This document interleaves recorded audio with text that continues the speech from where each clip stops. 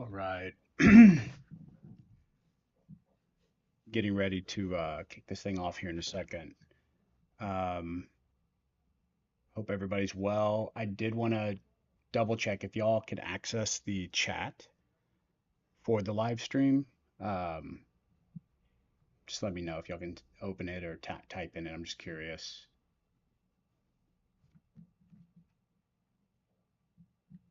I went live just a little bit early to make sure everything is set up properly.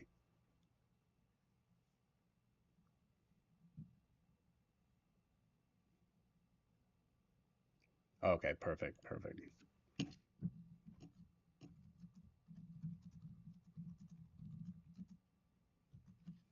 It's so different live streaming through the studio using OBS.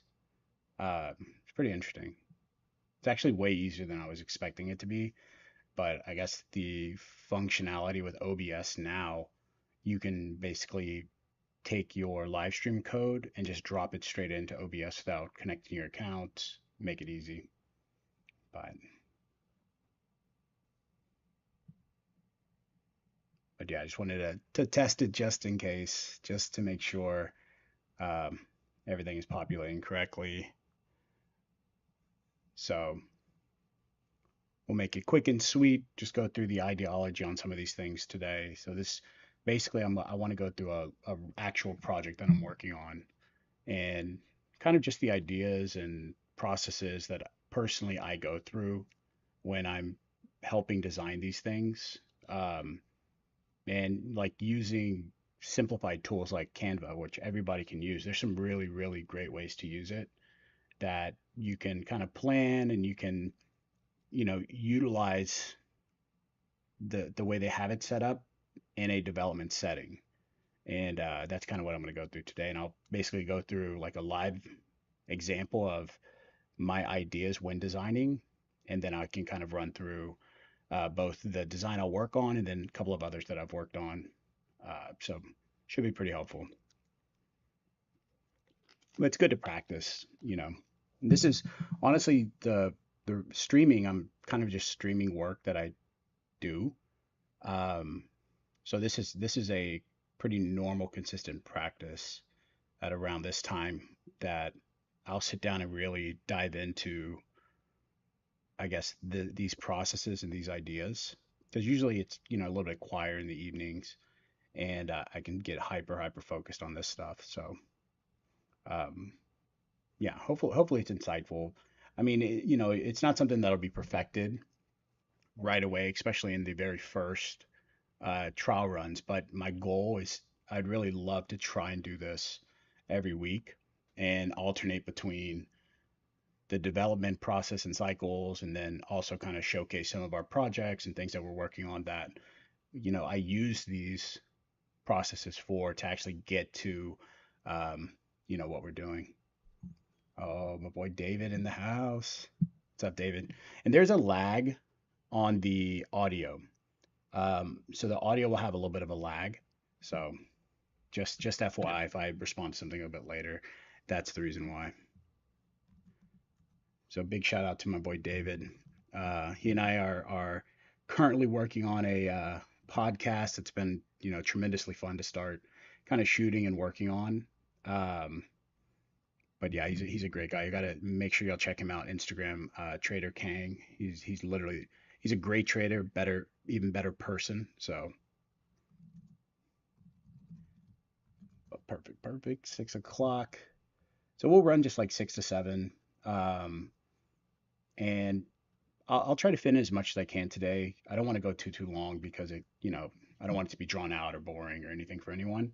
But what I really want to do is just give you my thought process and give you something to maybe think about or even practice on a random piece of land that you see or that a client has or whatever it is, and just kind of use this as a baseline for your design, your ideology, and it's a great way to understand what can we put here and how do we monetize this? Like how do we transition this piece of dirt into something amazing, into real estate, into buildings, into homes, into whatever it is that you're really wanting to do or your clients are really wanting to do. I think it's important to really help your clients sometimes with vision. Um, it's easy to talk about it and assume that certain things will work, but it's not always the case. You sometimes you run into these hangups with the size of the land or rules and things that pop up in place. And I have to stress that this is not to supplement the highly important needs of a civil engineer, a really strong civil engineer, a really strong architectural team, and then relative to the project, you have your architects, your structural engineers, and your MEP, which is for your mechanical, your electric, and your plumbing. So those are the most important people in this phase. This is just a way to articulate something tangible that they can kind of drive off of, that your clients can kind of give some feedback on. Um, so yeah, right. So at 6:05, in about 3 minutes, I'm gonna kick this thing off. What I pulled up on the screen, and hopefully y'all are able to see all of this. It looks like it's showing up properly over here. Basically, this right here is a piece of land that we actually have acquired through a really amazing client of mine, and we're in the process now of somewhat completing two of his other big projects. And this is our next project that we are going to plan to start. And it's a very interesting piece of land because of how it was acquired and what we're planning to do there. Um, so with this particular property, originally when it was acquired, the concept that was put in place here was for all multifamily units. So it was going to be three garden style units, which are basically a freestanding three-story building. And, each floor you have your units. So they had capacity and plans for about 200 multifamily units, which is quite a bit. And with the ideologies through my client, we are pivoting and looking to potentially go into mixed use. And the mixed use process and ideas are definitely very different because you're integrating two parts. You're integrating on the frontage retail, and then in the back is where you're going to have your leasing. So you're diversifying the lot into two different asset classes. So that's always a good thing. You just want to make sure from a financial perspective, a phase development perspective, that it's going to make the most sense. So here in just a second, we're going to get it going. I see Aaron in the house. What's up, Aaron? How are you, brother? My man, all handsome and shit. Golly, this guy.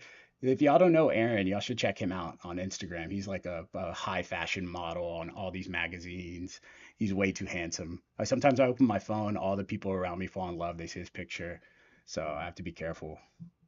But what's up, Aaron?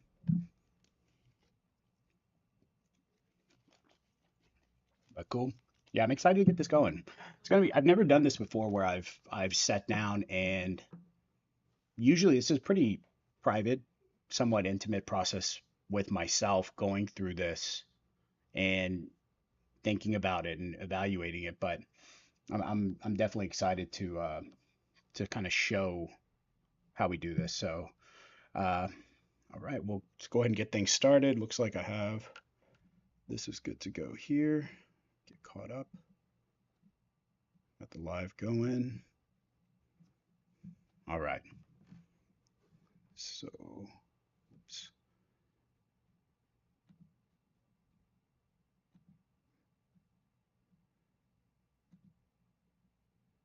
All righty. So just a quick overview. So the way I have this set up, and if y'all can't hear me, let me know. Um, the way I have this set up is I have one channel open over here, so I can see kind of what y'all are seeing to make sure it's in line. Over on this screen here, I have both my YouTube and I have my OBS open, so I can make sure everything's lining up. Just seems to be working well. And then on my PC in front of me, this is where I'm operating everything we'll go through today. So yeah, we'll go ahead and roll into this. So I'll open this up right here. So I've already preliminarily put a couple of things in place on this sheet. So this was the survey that we received when we acquired this property. Um, the the thing about this survey, once again, it's several lots that combined make an aggregate of 3.61 acres. So when we go through this process, especially when you're doing mixed use, you're going to go through the replat phase. And the replat is basically going to be changing all of these lots, 17, 18, 19, and 20, combining all of these lots into one lot. And that one lot will operate one aspect of your development. So in this instance, if we were doing all multifamily, the 200 unit multifamily, this would be replatted as one large property to facilitate the multifamily. The practice today is instead of that, we're going to try to work out how we can do mixed use where because this is Wheatley, which this is the border of Independence Heights and kind of Acres area.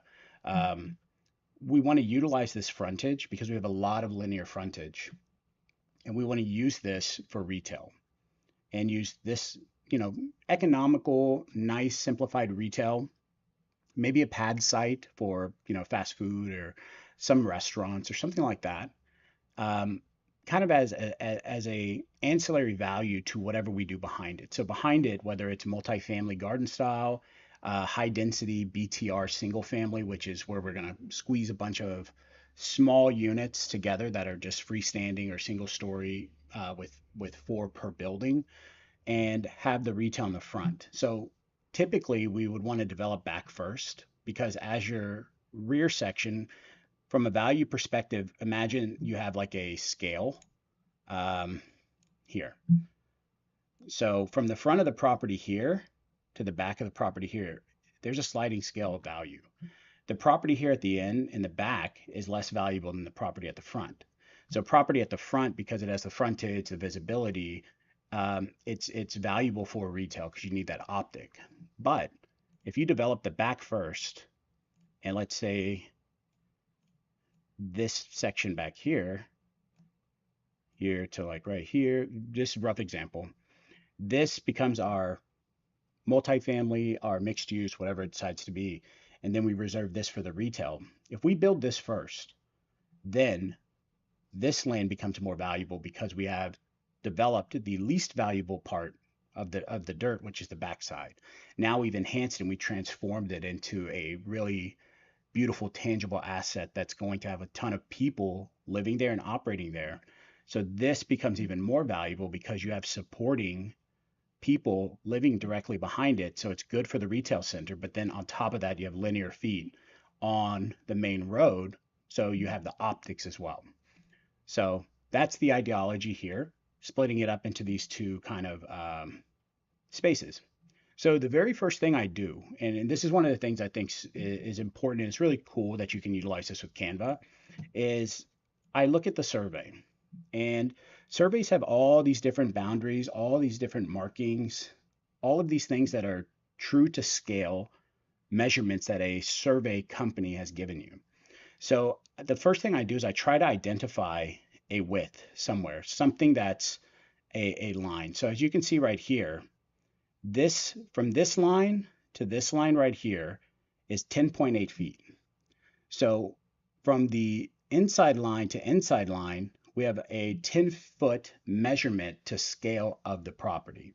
So basically, I will take one of these lines. As you can see, I have them marked up here. Each one of these lines is representative of 10 feet.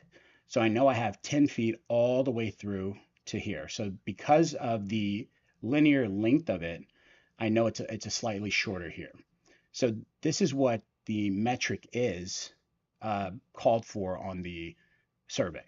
So uh, let's see here. And then down here you have 420. So we have our 10-foot line here. So we need to double check this line. So I'll just get this, I'll duplicate it, and I want to run it down. So now here you can zoom in and you'll get your baseline 10 feet. So we know we want to measure from roughly here to roughly here.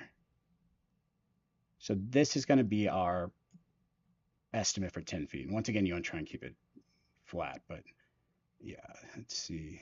There we go. That's pretty good. So roughly 10 feet. So now we'll zoom back out, and we want to use this as our baseline for everything. So here, so now we have our 10 foot, and if you duplicate it, now you have your 20 foot. So that is our 20-foot baseline for everything. So these here, let's see here. I'm going to lock this. Here's another quick tip. And I learned this recently at the KW event. I always had a problem highlighting and dragging things. I could not figure out like how to do it. So you can lock this in so that if you highlight and drag things, it's not going to drag everything. So like for this here, these two together, I'm going to color code these. So this second one will go with, you can go with black, right? But since we have these in a line and you're lining them up perfectly, if you just hit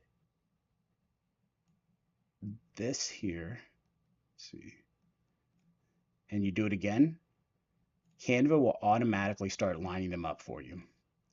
So I want to line these up all the way across, making sure that I have my 10-foot variances put in place.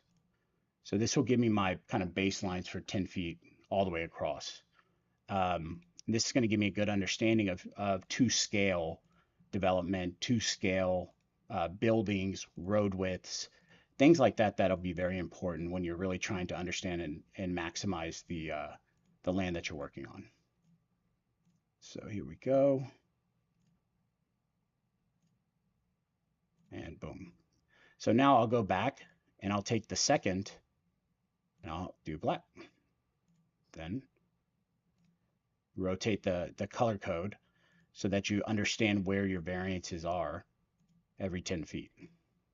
So this will give you kind of your baseline understanding of everything for the entire site. And I'll show you the easiest way to duplicate this because we want it both vertically and horizontally. So we're knocking out the horizontal side right now. This is slightly tedious, but once again, this is true to scale. And that's very important when you're trying to deliver something for your clients. You don't want to guesstimate. You don't want to, put them in potential harm's way or put a project in potential harm's way by not necessarily taking these things into account. Because sometimes it's tricky when you're looking at the sizes of certain things. So we'll knock this out real quick. And this is, once again, this is what I do on all of these projects because I want to make sure that I can accommodate. So now that we have that done, I'll X out of this. And this is where the locking feature comes in handy. So now because we have this locked, I'm going to only highlight these here. Boom. Now you can duplicate.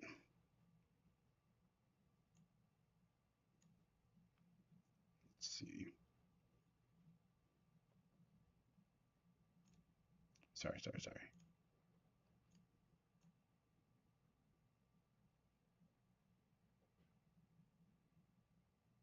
we are. That should do it.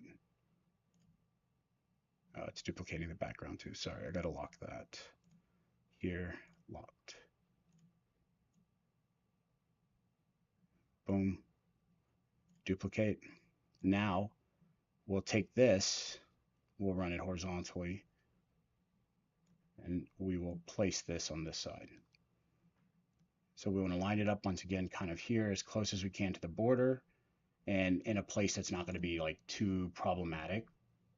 These down here, I'm just going to remove them. There we go. We'll delete that.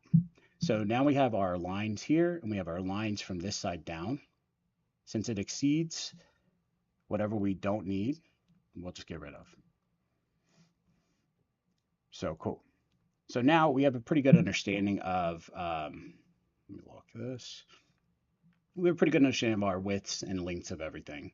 So now as we're going 10 feet all the way through, we're going to look at, okay, how are we going to design this and what is necessary for retail on the front and what is necessary for the buildings on the back.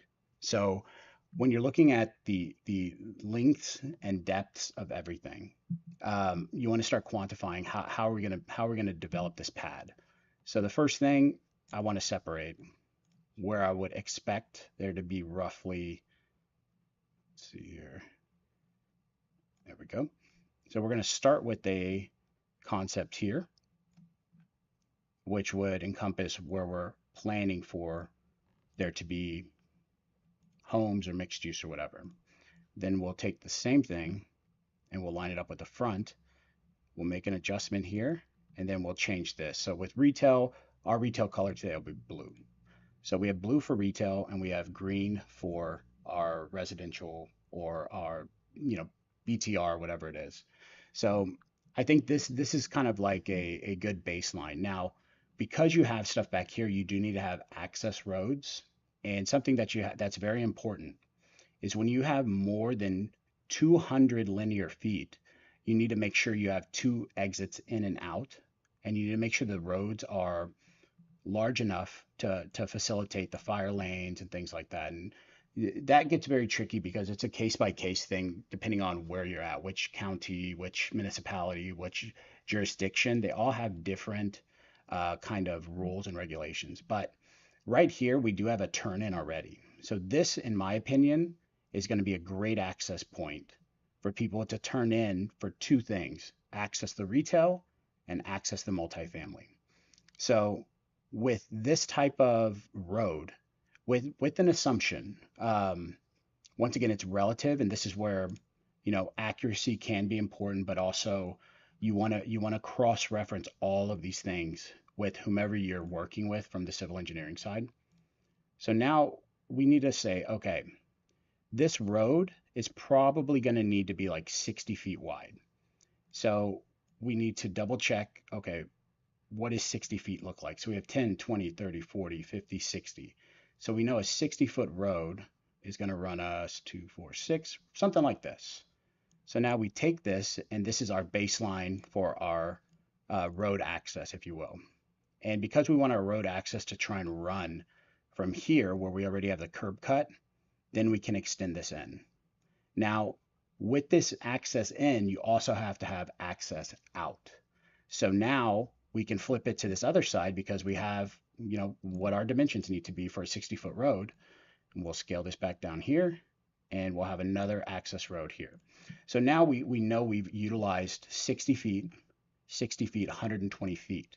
So we have a total of 366 feet. We've utilized 120 feet of that. So we have, let's just say we have 100, 220, 220 feet of frontage remaining here. And then the depth, if you will, based on this green line or on the blue line. So we have another 10, 20, 30, 40, 50, 60, 70, 80, 90, 100, 10, 20, 30. So we have 130 by roughly 220.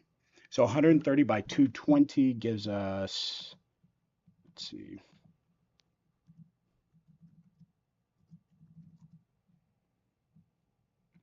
so it gives us about 26,000 square feet, 28,600 square feet. So we want to notate that because that's going to be a very important number for us to know. So 28. So I know they may be thinking, okay, well, there are build line setbacks and there are all these things that you have to take into account off the road. So there will be build lines. And the thing is with a build line, you can't put a building in it, but you can put your parking in it. So it's great to utilize your parking all the way here in the front. So the parking spaces are roughly 20 feet long and about 10 feet wide, which is slightly oversized. But because we've already kind of put together our scaling mechanism, I'll use Canva. I'll look up parking space. And let's see.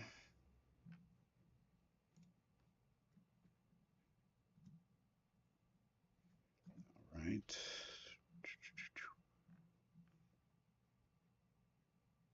Hey, it's parking lot. There we go. Okay. So we'll try to find something like this. So we'll go see all. This is the one I usually try to use. And once again, if each one of these is 20 feet, this needs to be 60 feet wide. 60 feet wide will accommodate these parking spaces for the front project. All right. So now we'll take this. We already have 60 feet measured out here. So we'll scale this down to meet what would be 60 feet. And now we can start kind of putting in what would be our parking. So now we're designing out our parking, and we need to understand what the distances between the parking spaces need to be for the retail. And then what happens here, sometimes you'll run into, oh, you need one more spot. So you can go in here and you can crop this.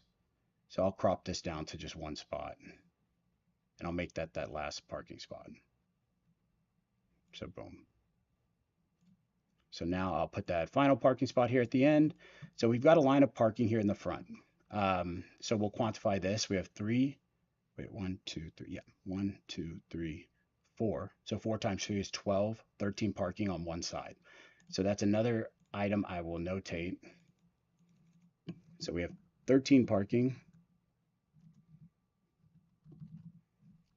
on this side. Boom, bing, bam. All right. So good. So we know we have 13 here. We know we have 26,000 here. What it's looking like is we'll probably need to push this back a little bit because there is a distance that you're going to need between the cars. And once again, this is where kind of let me lock this again. So we'll lock this in place. I'm going to lock our parking in place. And then I want to take, not you, and not you. So I'm going to move these out of the way because we know this parking fits here. So now we can duplicate it. Oh, sorry. See, I didn't lock everything. So here, duplicated it. But now I'll lock that. Sorry about that. Boom. Duplicated. Rotate that sucker back to 180 degrees. Bam. More parking. So now we have parking, which the retail building can sit here. Parking can sit here. We just need to make sure that the distances are plenty. So from this parking space to this parking space, the linear space we'll need here is about 60 feet in total. So we know we have 20 with roughly 2 parking spots. Let's see, 1, 2. Actually, these are a little oversized for the.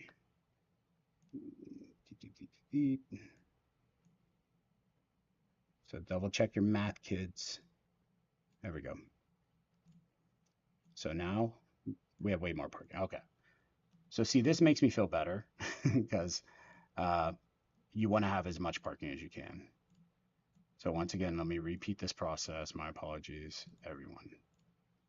But bam, being see ya, and boom. Okay, so we'll add this last piece of parking here, and that's fine. If it overlaps, that's okay. Once again, we're trying to be as accurate as possible. There's some overlap on the lines, blah, blah, blah. So now we'll do this again. I will duplicate. I will reverse it like Missy Elliott. All right. So now we have 10, 20, 30, 40, 50, and 60. So I'm going to push this over here to 70 right here. So we want to be in line with this one right here. So as we kind of scale it down, boom, we're in line. Parking's looking beautiful. So now we have our parking spaces, which are equal to 20 feet deep. And the width on them, of course, it's going to be relative, but it's supposed to be around 10. So we're going to assume that this is pretty close. So we'll have our turn-ins.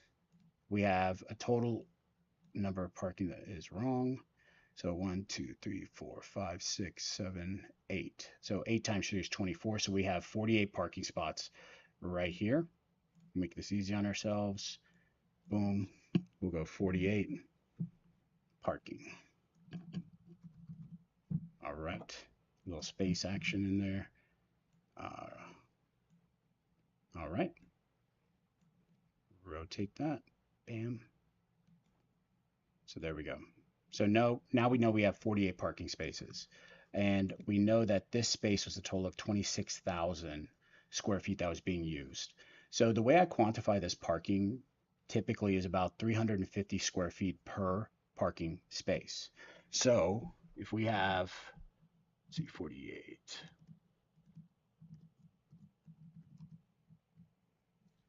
So we have roughly 17,000 square feet of parking and parking lot here, not including what we put in on the roads on the side, just this space in the center. So this was the total value of this area. We're going to duplicate it and we're going to notate parking. So parking is going to be roughly 17,000 so square feet. Okay. So now we have a good understanding on this. So where you want to hold this information is up to you, but I like to kind of put it somewhere where I can always reference it if I need to. And I can get rid of these. Boom, boom, boom, boom. So we have parking, and then we have what was the original lot. So we'll do OG lot, boom, and we'll just save these numbers just so we know them, just so we're aware. So now the difference between these two, we roughly have a little over 10,000 to 11,600 square feet. So 11,600 square feet of parking of retail. Now you want to look at, okay, what is my parking ratio is going to kind of be like? So if your parking ratios for standard retail, you want for every 1,000 square feet of leasable space, you want 4 parking spaces.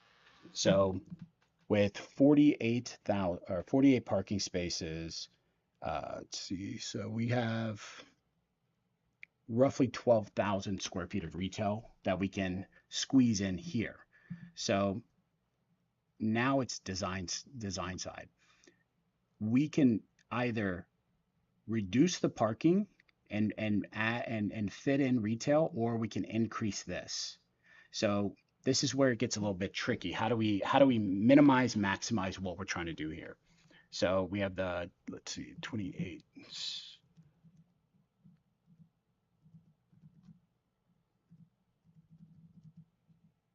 So that means we have a building technically that we could put in here that's 11,600 square feet. There will be buffers because you're going to have like, access points and roadways and stuff like that.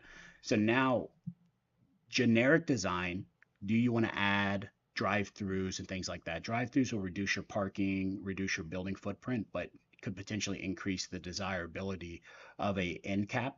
So you could have like, whoever you want to go in the corner, Jamba Juice, or you could have a boba place, or even any fast food place could technically take a space here. So now building depths. So from here, we know we have 10, 20, 30, 40, 50, 60 feet. But we have to take into account the needs of behind it, picking up trash, doing those things. So basically, let's see here, unlock. Now I think I do want to extend this a little bit more. So I don't want to push it all the way out because it's going to be too large, but I do want to create space here for something that could potentially be the retail building. So I'm going to duplicate this and I'm going to scale this down. So if we're scaling down, trying to maximize what we can put in, the depth becomes very important. So you don't want your retail centers to be too deep. The reason is that the smaller the buildings and the deeper the building, the smaller spaces leased can be like hallways. And you don't want people to operate in a hallway because their 1,000 square foot space is 90 feet deep. So you want to make sure it's built functionally so that the layouts of their businesses and your column widths and all of those things make sense. So what we don't want is it to be too deep. But let's see. So here we would have 10, 20, 30, 40, 50, 60, 70, 80. 80 is too deep for a building. In my opinion, 50 to 70 max is best for something like this. So we can take this down to 60. So now we have 10, 20, 30, 40, 50, 60. we'll change the color on this, and our retail centers will now become purple. So we have purple retail. So we know we have the depth, and from a width perspective, we can either check it out here, or we can go over here and just double check the length of everything. So since we have this over here on the side, we have 10, 20, 30, 40, 50, 60, 70, 80, 90, 100, 10, 20, 30, 40, 50, 60, 70, 80, 90, 200, 10, oops, 20, 30. So we have about 220. So this building would be roughly, let's say, 60 by 220. So that's 13,200 square feet currently. So that would be too large.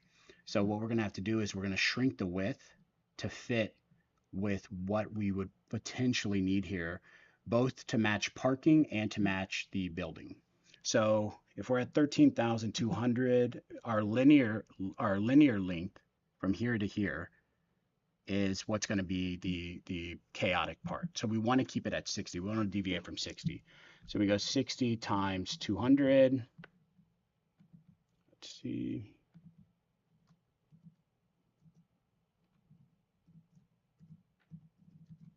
So that's 12,000. We still a little bit more than what we're looking for, because if we go 12 times 4, that's 48 parking spots exactly. And you don't want to be exact, because with retail centers, if you're putting a restaurant in, the parking ratio is different. It's actually going to be 4 to 1,000. So now we want to make sure that we're accounting for something like that. So the building footprint itself, we'll go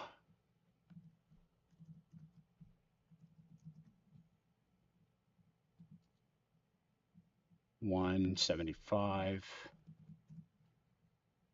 So we'll go 170. So now we want to adjust this link to 170. So once again, we'll go back here. We'll go 1, 2, 3, 4, 5, 6, 7, 8, 9, 10, 11, 12, 13, 14, 15, 16, 17. So we want to be at the end of this little greenie here. And this would be a roughly 10,000 square foot building that we would be able to do from the retail side, with an assumption of 48 parking spaces. So at 10,000 square feet, you would have 10 times 4. Let's see. Which gives you 40 parking spaces for standardized retail, but we have 48. So what that means is we have enough overflow parking that would technically accommodate a restaurant or two. So now this is pretty optimal when it comes to, an idea of retail in the front. So now we have 10,000. So 10,000 RSF. So RSF is what we would actually be able to lease.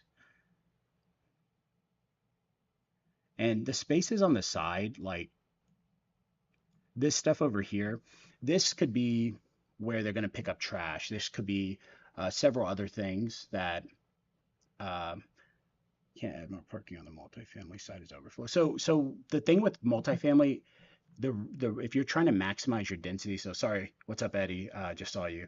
If you're trying to maximize the density for your multifamily, the multifamily also has rules for overflow, and you could add overflow here, but I don't want to add overflow from the retail until I understand, based on the ratios for the multifamily, what can we fit and how do we maximize it. If we maximize it and we have additional parking, then yes, we could definitely accommodate some overflow.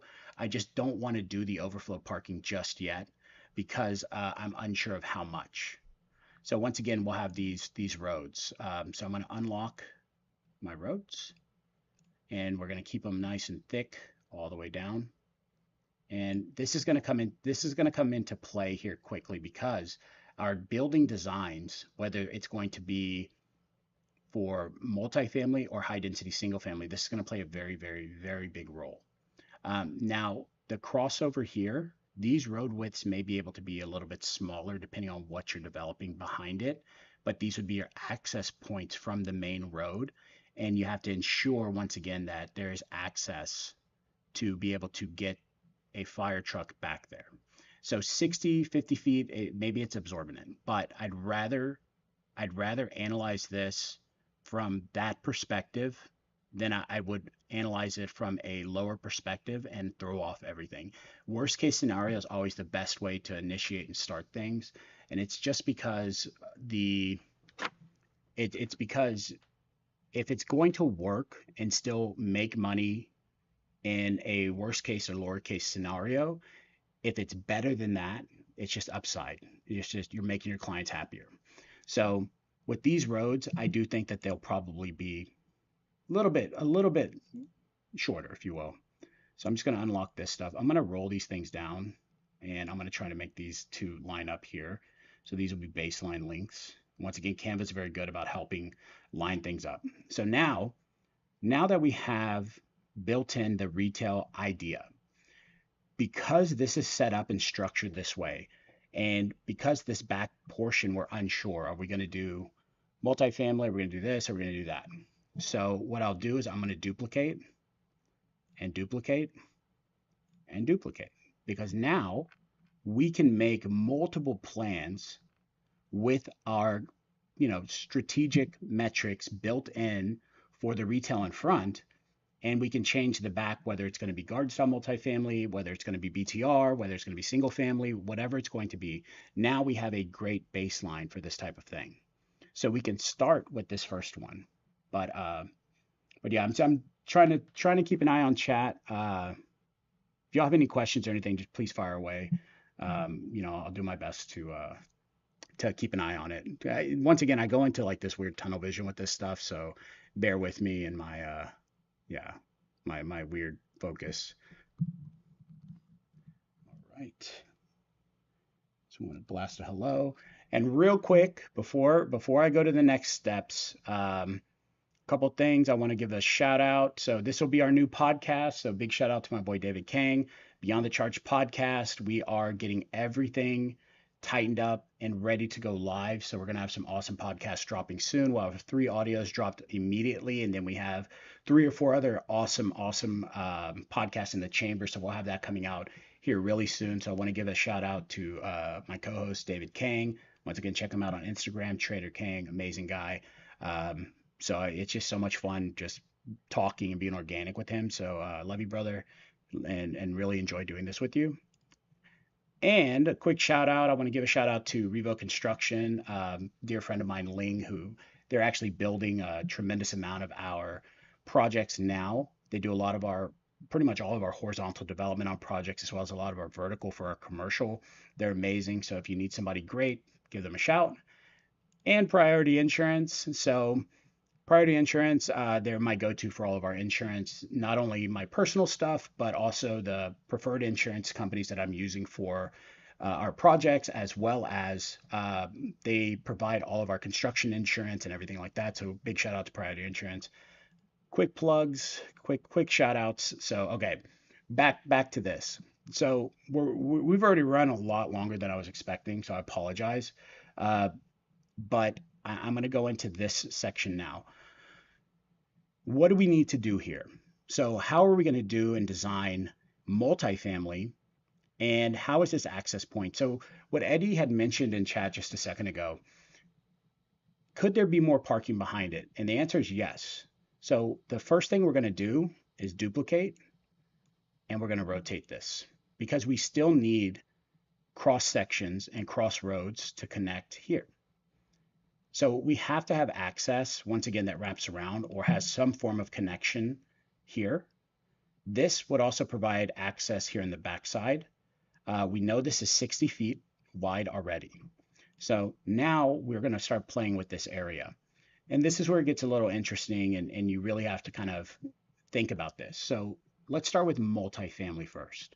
So I'm going to backtrack these really quickly. And let me see. Open this up, because this is a different design I did on a different property. And I sat down with a friend and client of mine, and we were going over different options, right? And what we did is we quantified multifamily buildings. So this multifamily building here is 120 feet by 70 feet. It has 4 units per building. And then these are stackable, so you can go up from there. So this building, if you imagine level 1, you have 8 units. Level 2, additional 8. Level 3, additional 8. So once again, I'm going to see if I can copy, not all of this, not all of this. Bam. Let's see. Got this locked. Okay. Okay, I may copy more than I want. It definitely will. Okay. That's fine. I don't care. I'm going to work with it. So I'm going to bring that over here. Bam. Okay. So we have all this weird stuff. So now what I'll do is actually I have a better idea. I have a better idea. Get out of here. I'm going to duplicate one more page. I'm going to delete this. I'm going to go back to my thing here. I'm going to copy it. I'm going to go to the blank page, and I'm going to delete the unnecessary items. So we know 70 by 120.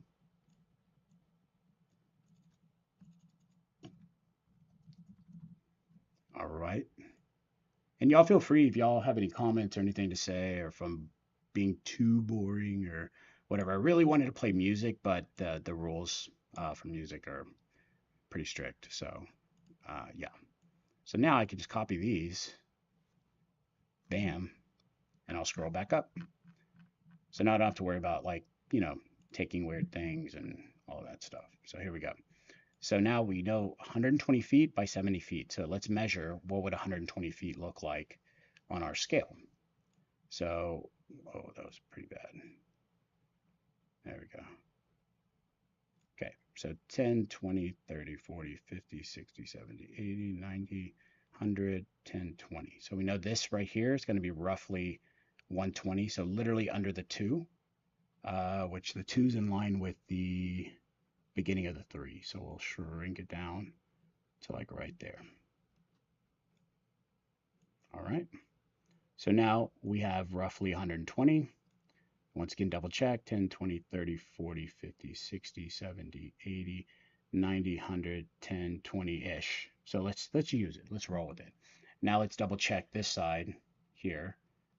So from here we'll go 10, 20, 30, 40, 50, 60, 70. So 70, 80. So it's a little bit larger than this. So this, we're going to adjust this building, the metrics on it to, uh-oh, there we go. So we'll do 80 feet. So that small variance isn't going to play too big of a role, but now we have good metrics on what can fit where. Oh no. Let's see. Gotta lock this in. Boom. Nope. Bad.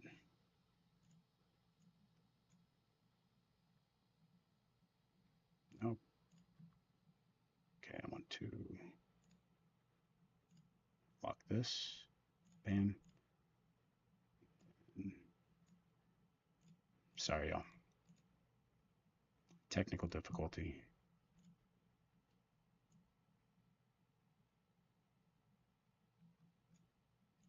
Okay, that should be it. All right.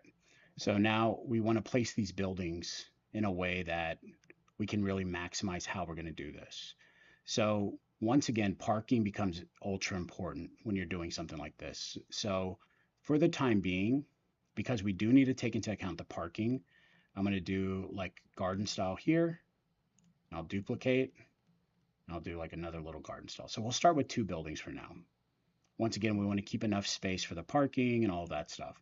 So imagine that these are actually 3 stories. So this would be 48 units, hypothetically. So we have a blend of 1s and 2s for the bedrooms. So with 1 bedrooms, you need parking requirements of 1.33 parking. For 2 bedrooms, you need 1.66. For 3 bedrooms, you need 2 parking spaces.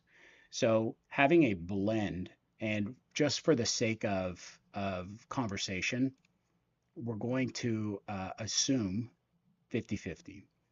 So over here, I'm going to notate everything I need for my multifamily. So multifamily unit. There we go. Boom. Now I'll space this out, and we're going to take into account parking unit. So if we have each building, once again, 24 units, that means we'll have 12 1-bed and 12 2-bed. Okay. So this covers this entire building and all 3 floors. Once again, we want to stay under 4.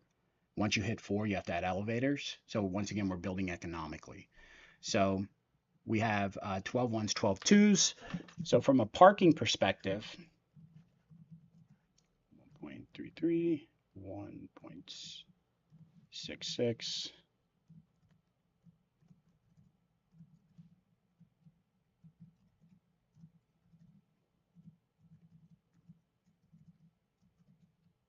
Sorry. So we're going to need roughly 36 is the minimum, but let's aim for 40 parking spaces per. And this is bothering me, so I need to yeah, there we go. There we go. Okay, a little bit better. Okay, so we'll need, I'm going to add this in here. Space dash space. So for this, we would need 15.96 parking. Space dash space. For this, we would need 19.92 parking. And what they make you do is they want you to round up. So we will need a total of 35.88, and then we'll round to 40. Boom. So now we want to make sure we have 40 parking spaces per building. All right, I'm going to put that there. So 40, 40, 80 parking total. All right. So now we know we have 48 and 48. So it's nice to have this kind of here in place. So once again, we want to go and lock everything up so that we're not dragging all kinds of nonsense around. We'll lock you. And then I'm going to take just this parking. Because once again, we did this earlier. This is 24. So boom, duplicated. Let's put this parking around the back here. Little back parking. Then I'll duplicate it again. Let's rotate some parking, maybe in front of the buildings. I think people like to park kind of close to where they reside. So we can't quite fit the full 40 here. So what I'm going to do is back it out to like here. Duplicate again. There we go. Missy Elliott it. Bring that down here. And what we're going to try to figure out is, can we integrate parking on these sides? Because this will be a big deal in the future, depending on how many parking, what do we have going on here? So I'm going to remove, and then here, remove. So I'm going to lock this in and copy this. Once again, I'll duplicate it. I'm going to flip it, and we're going to see, boom, a little bit of more parking, and then boom, we'll take you down here, flip you around, have a good time, 180 in line, bam, one more time, and then we got to fill in this little gap here at the back. So let's see. Once again, you can't fit it all in. That's what she said, but all right. We'll get rid of some of these. Boom. There we go. Okay. Looks good. So we have 1, 2, 3, 4, 5, 6, 7, 8, 9, 10. So 10 times 3 is 30 here. So once again, I'll notate this. Boom. go ahead and 30 parking. And because we know that this here is the same as this here, so we know we have 30 parking here. So now we have 60 parking spaces. And the thing about like this section here with apartments, the road widths can be different. So if it's gated and it's more of a private access, the roads may be able to be smaller. So that's why this becomes relative, and the spacing and how these buildings are all laid out. So we need to understand how much parking we can actually fit in here. So here we have 1, 2, 3, 4, 5, 6, 7, 8, 9, 10 plus 3. So what is that? 10 plus 3, 33 parking spaces. All right. So we already have our little parking thing here. Boom, 33. Hit that space, hit that, bam, 90 degrees. Now we have 30 parking here. So with 30 parking, if we were able to facilitate parking like this, we have a total of 93 parking spots. With 93 parking spots, now there's potential to add another building. And that's where things get, interesting, because we left some space here, but we also have space here. So this road width becomes, pretty important because we know what these are.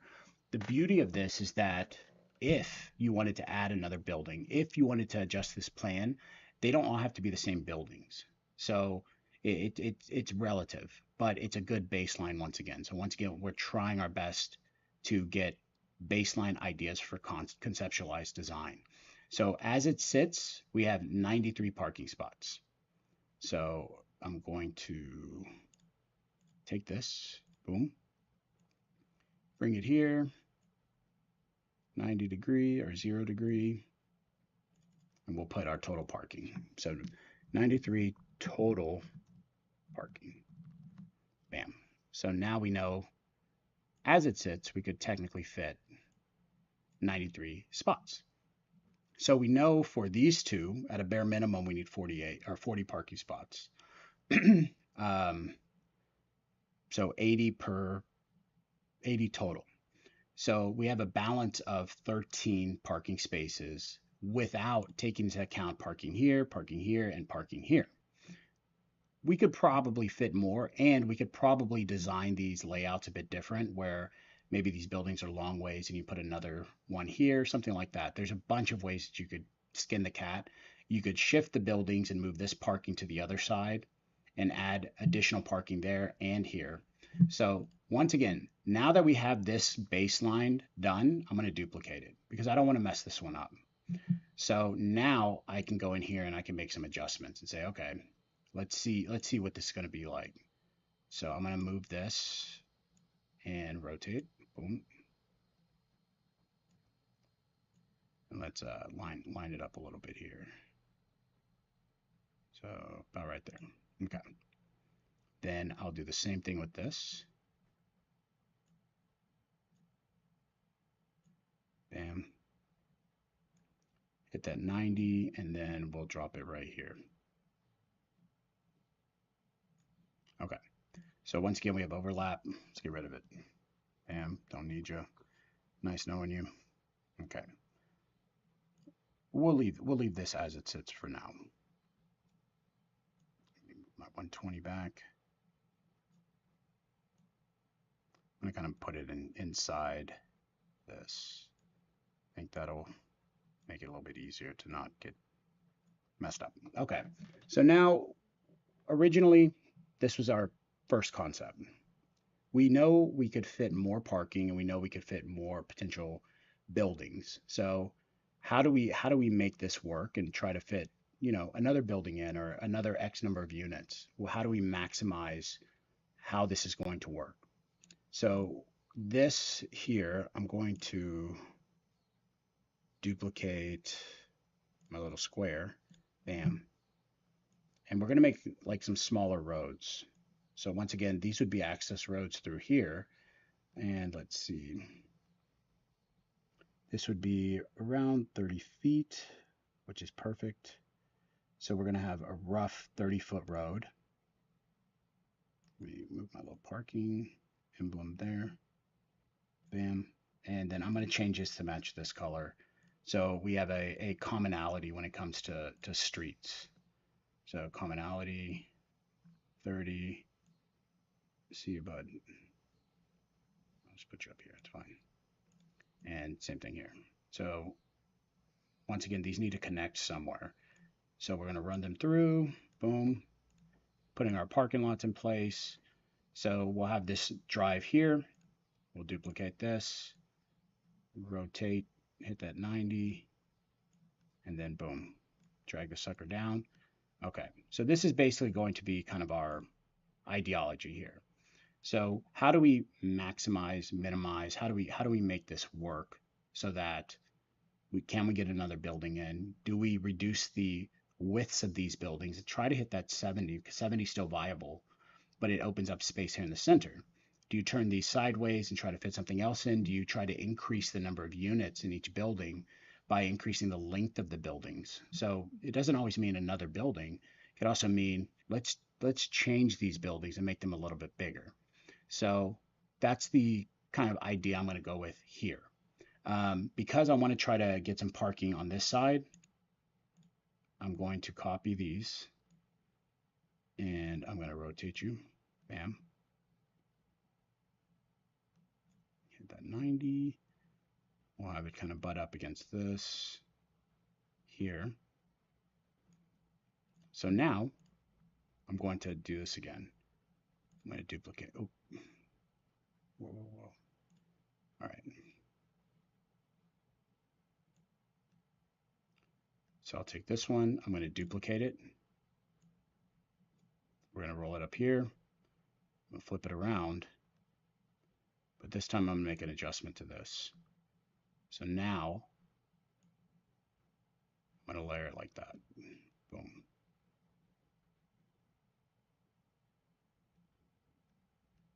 So now each building here has gone from 8 per floor to 12 per floor. So now if we have 12 times 3 floors, what is 12 times 3? 36 units. So we have 36 units. So now I'm going to take this one, see a nerd, and I'm going to take this, dupe, boom, and there we go. So just like that, we went from, how many units do we have? 48. Was it 48? 48. Yeah, 24, 24. So now we went to 36, 36. So 72 units. So this all will have to change. Now with 72 units, do the same thing here. Let's see. So 36, so what is that, 18 here and 18 here. So now it's going to go back to ratios. So our ratios change.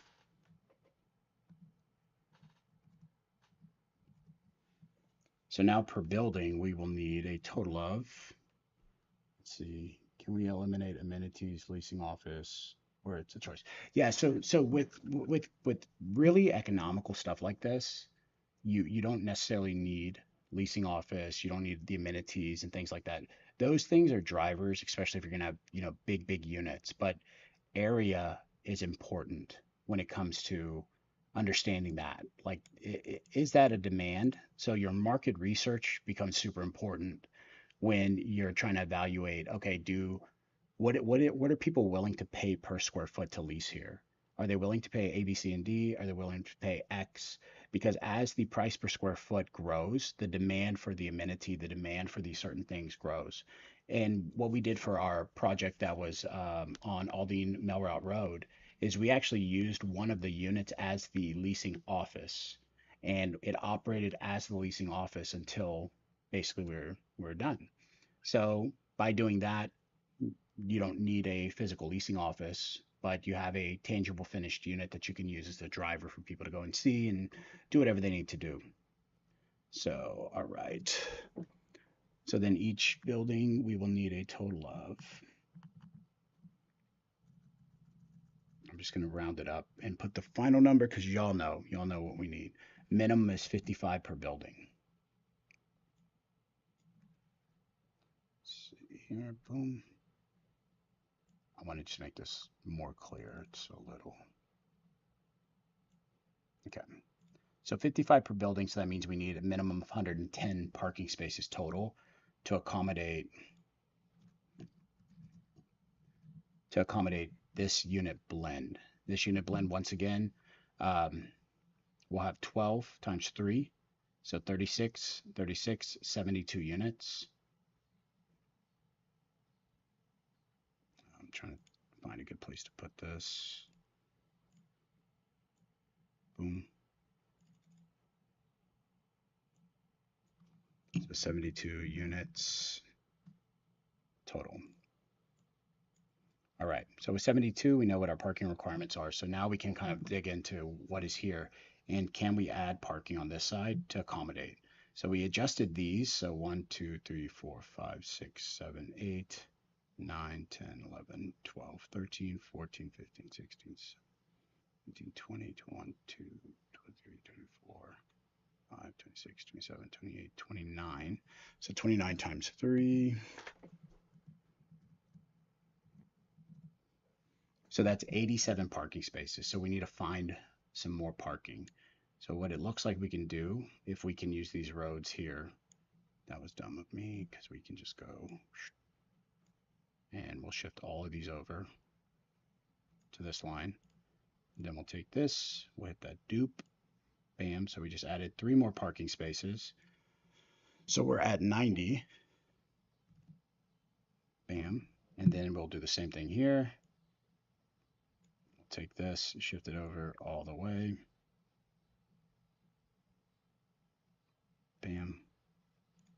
Take this one, duplicate it, add it on the end, and you want to keep some space here, just like we have space here. This would be like for dumpsters and stuff like that. So once again, maybe you lose a spot here, but adding another 3, so we're at 93. So we still are short 17 spots, and that's where this comes into play, right here. Because if we can squeeze in some parking here, shift these a little bit closer, we know we have 1, 2, 3, 4, 5, 6, 7, 8. So we have 24 parking spaces here. So I'm going to lock this down. Take this, bam, dupe, flip, hit that 180 right there. And let's put it on this side. Bam. So now we added 24 on this side. So if we add the 24, we're at 117. So as it sits, we have 117 parking spots with this design with these units. So we have 7 additional spaces. So this would be kind of an idea, you know, to design and to move forward with this as multifamily garden style buildings. And once again, these stay 3 feet or 3 stories because we do not want to have to add elevators. We want everything to be stairs, very economical, unit blends to fit with what the environment requires. So that will be that's a separate step where you'll do market studies and understand what is leasing best and worst. So for Aldine Melroute Road, that area, 100% is 2 bedrooms. 2 bedrooms are the number one most desirable type of unit. But if it's 1 bedrooms, or if you need more 2 bedrooms, that will impact how your parking is and the parking requirements, and it could impact also building sizes. So, you know, it's one of those things you want to make sure that you're blended well. So we're blended 50-50 right now, which is still pretty good. The biggest shift I would look at is if you're 50-50, you may shift it to 60-40, 70-30 at the max because you still want to have some ones. But this concept right here, we're looking at a total of, right, I'm just going to make another little box and I'll make it so that's kind of more writable. So we'll go boom, minimize, boom. Just make it white, simple. So here we have um, 72 multifamily units, and then we have an additional 10,000 square feet of retail. So in the event that this is of desire for your client, you can start using these metrics to quantify value. So what is the expected retail rate for a building like this in this area? What is the expected income rate for apartments in this area? So you can use this as a baseline pro forma. And once again, we still saved our original one. And even beyond this, boom, we still have our other original. So now we can play with this one and see the next steps, which would be what does BTR look like? What does single family look like? Can we do private access and shared road or things like that to help eliminate or reduce the road presence and maximize your net buildable?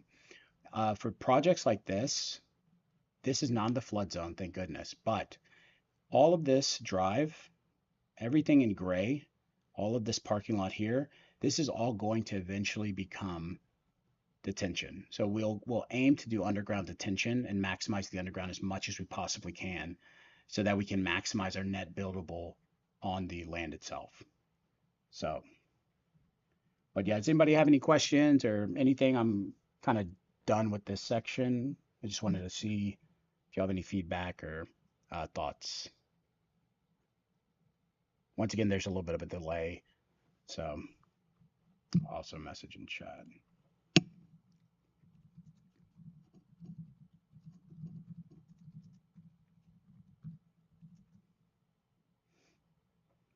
Once again, sorry if it's a little bit dry. I really wanted to play music and like have like a little bit of a vibe, but um, yeah, YouTube will definitely like flag you for stuff. So you need royalty-free music. So I was scrolling through it, but it was a little boring. Like there's like it's like the Nokia phone music. It wasn't anything that special, but yeah, just wanted to kind of run through this. And once again, this is a process. It takes a bit of time to start laying these things out and trying your best to perfect them as close to perfection as possible. But this is definitely something that's really helped quite a bit with clients and design practice and understandings. What's up, Jay? But yeah, any questions, any feedback, thoughts, anything I can run through? Just keeping an eye, just in case. So my game plan is I'm gonna save this spot, and a week from today, I want to revisit this with y'all, and we'll go into the single family ideology, the BTR ideology, and kind of wrap up this process, wrap up these steps to get to kind of a concept. Um, Once we have these concepts in place, the next thing I'd love to show y'all is how I design my pro forma based on this.